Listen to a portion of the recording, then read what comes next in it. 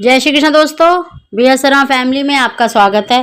दोस्तों, आज हम अपने चैनल के माध्यम से हरिवंश पुराण के 15 दिन की अध्याय को प्रारंभ कर रहे हैं।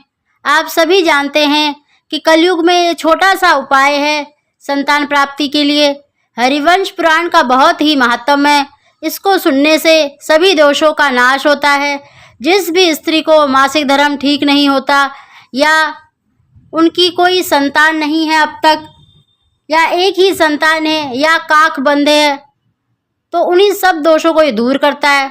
अगर आप इसको नित्य प्रतिदिन ध्यान पूर्वक सुनते हैं तो आपको निश्चय ही संतान की प्राप्ति होती है। बोलो हरिवंश पुराण की जय। वैशंपायन ऋषि जनमेजय जी को हरिवंश पुराण की कथा सुना रहे हैं और उनको बता रहे हैं कि भगवान कृष्ण ने बाल रूप में ही कितनी ही लीलाएं ब्रज में की, चाहे वो गोपियों के संग रास लीला हो, माखन की चोरी हो, ऐसे ही अनेकों लीलाएं की और लीलाएं करते हुए बहुत से राक्षसों का उन्होंने उद्धार किया, जिसमें वतासुर, बकासुर, अघासुर का वध का भी वर्णन है। आज हम उसी का वर्णन कर रहे हैं, कृपया ध्यान पूर्वक सुने। अब भगवान बाल कृष्ण कुछ बड़े हुए तो वो बछड़ों को चराने लगे और एक दिन दोपहर के समय श्री कृष्ण कदम के वृक्ष के नीचे ग्वाल बालों के साथ खेल रहे थे। चारों ओर सन्नाटा था। अचानक श्री कृष्ण ने दृष्टि के सामने चरते हुए बछड़ों की ओर नजर गई। उन बछड़ों के बीच में एक अद्भुत बछड़े को देखकर चौंक उठे। वास्तव में वह कोई बछड़ा नहीं था, वह एक दैत्य था जो बछड़े के रूप में आया हुआ था। वह कृष्ण को हानि पहुंचाने के लिए अवसर की प्रतीक्षा कर रहा था। उसने गाय के बछड़े का रूप धारण किया था, इसीलिए लोग उसे वतासुर कहते हैं। भगवान कृष्ण ने उसे पहचान लिया और कृष्ण भगवान वतासुर को पहचानकर उसकी ओर अकेले ही चल पड़े। उन्होंने उसके पास पहुंचकर उसकी गर्दन पकड़ ली और उसके पेट में इतनी जोर से घूंसा मारा कि उसकी जीभ बाहर निकल आई। वह अपने असली रूप में प्रकट होकर धरती पर गिर पड़ा। उसी समय सभी ग्वाल बाल उस भयानक राक्षस को देखकर आश्चर्यचकित हो गए।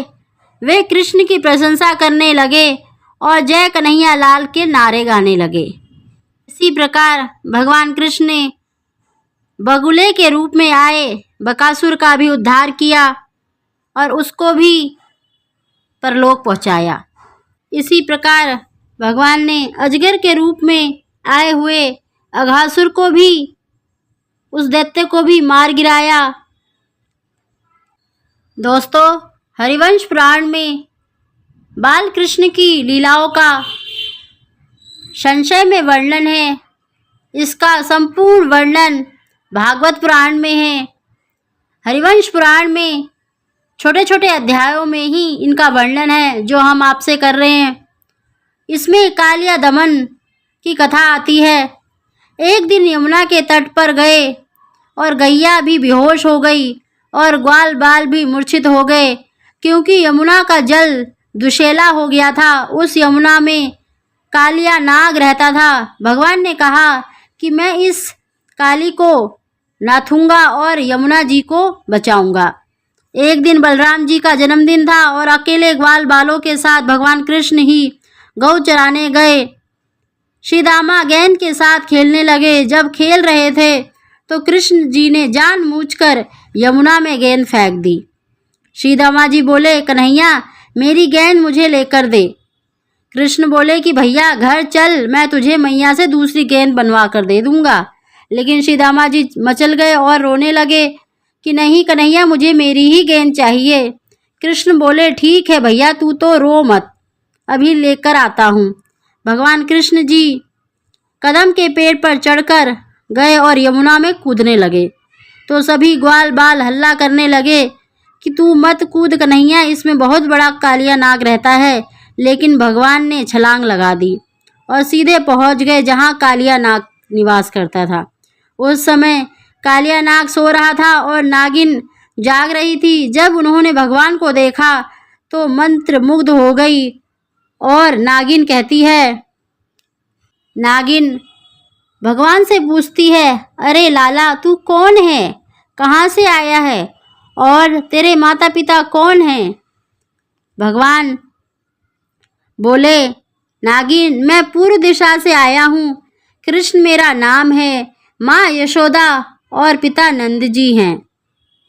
नागिन बहुत प्रकार से भगवान कृष्ण को समझाती हैं कि लाला, तू यहाँ से चला जा, नहीं तो ये कालिया नाग जगकर तुझे मार देगा। लेकिन भगवान कृष्ण तो उसी को मारने आए थे। उन्होंने नागिन की एक भी नहीं बात मानी और नाग को भला बुरा कहने लगे। इतने में नागिन ने अपने पति को जगाया और कालिया नाग और भगवान कृष्ण में युद्ध होने लगा। युद्ध होते देख नागिन डर गई और भगवान के चरणों में गिर पड़ी कि हे प्रभु, बिना पति के पत्नी का जीवन बहुत कठिन हो जाता है। हम आपके चरणों में बार बार प्रणाम करती हैं। जब नागिन ने बार बार प्रार्थना की तो भगवान ने अपनी लीला क्रोध की कम किया और कालिया नाग भी बोलने लगा, जिसका पूरा मस्तक रक्त से भरा हुआ है। काली कहता है, प्रभु, हम तो जाति से ही दुष्ट हैं, खल हैं, कितना भी हमको दूध पिलाओ फिर भी विष ही उगलेंगे, लेकिन हमें भी तो आपने ही बनाया है ना। भगवान बोले, ठीक है कालिया, तुम वृंदावन में नहीं रहोगे।